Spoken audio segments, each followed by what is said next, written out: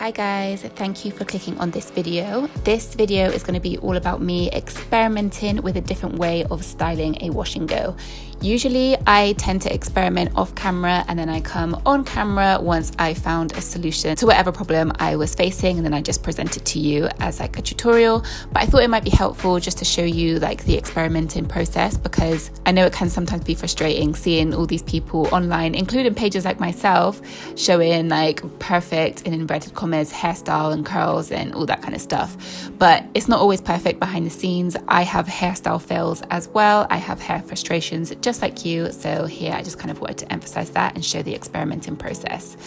So the thing that I'm experimenting with is the way that I'm styling my hair at the front of the wash and go. So usually I do a middle part, but this time I want to experiment with getting more volume and not having a part-in.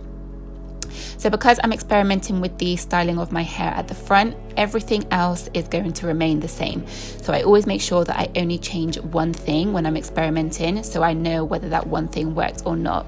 So if I was to change the products and the way I styled my hair at the front and it didn't work, I wouldn't know whether it was down to the new products or down to the new method of styling. So always choose one thing. So here what you've just seen me doing is applying my products in the same way that I usually do for my wash and go, the same products that I usually use.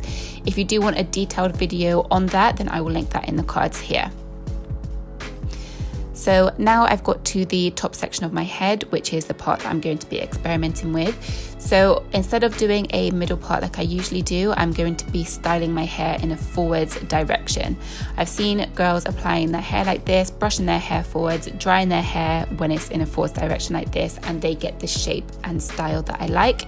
So this is me trying to replicate that. So what I'm doing is shingling my hair in a forwards direction, trying to avoid having any part-ins or anything in the front. The look that I'm going for is more of a round shape around the front, more volume up top, and I want my hair to look nice no matter what position it falls in. So if I shake my head, if the wind blows or something like that, then I want it to fall nicely and no matter what position it falls in.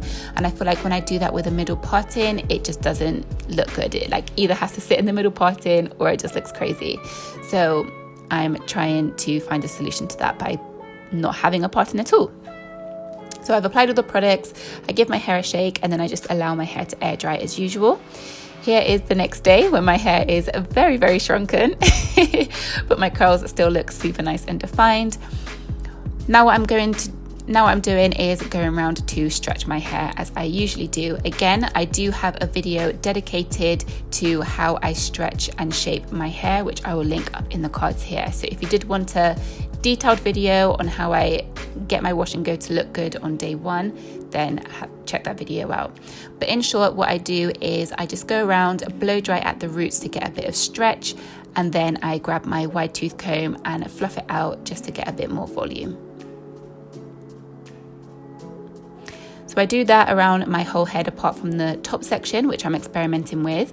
So what I'm going to do here is just take that top section down, and the same way that I did before, I'm going to work from the front and work my way back to the crown. And all of the styling, I'm going to be styling my hair in a forwards direction. So here I was just looking at it and deciding whether I do actually want to stretch this part or not. And there's no parting, but I didn't quite like how it was sitting. So I did feel like it needed a little bit of a stretch.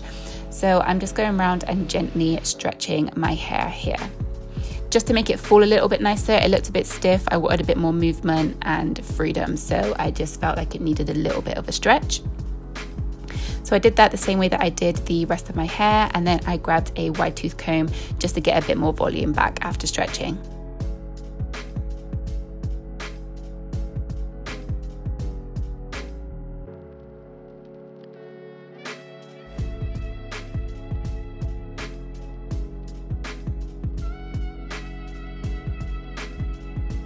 Then once that section is done, I take down the next section and I do the exact same thing. So give it a little bit of a stretch with the blow dryer and then grab the wide tooth comb to get some volume back.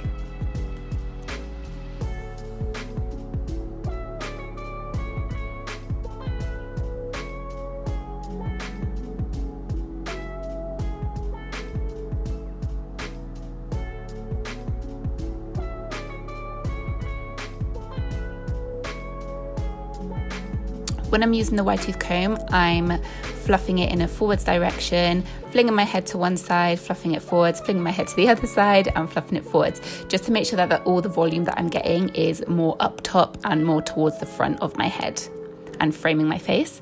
So here I'm just giving my hair a little shake and I'm having a little play, fluffing out bits that don't have as much volume as what I want. At this point, I mean, there's no part in, but I wasn't completely happy with it. I was thinking, do I need to get my hair cut around the front so that it's all a bit shorter? Should I go for a side part? Does it all need to come forward? Does some need to come to the back? Does some need to come to the sides? I wasn't completely happy with it. So I definitely need to do some more experimenting. Let me know what you think. Do you think I need a cut? Is there another way that I can style my hair so that I get more volume and the look that I'm going for without cutting my hair? Let me know if you have any tips, help us this out, but I'm not completely happy with this just yet. I think the next thing that I'm going to try is doing a wash and go without shingling. I'm just going to use the raking method because with that way I naturally get more volume and less definition, and I think more volume and less definition will help me get the look that I'm trying to achieve with my wash and go. So if you would like me to put that in a video, definitely leave a comment to let me know, and if you have any tips then let me know. But yeah, thanks guys, thanks for watching. I hope you found this helpful.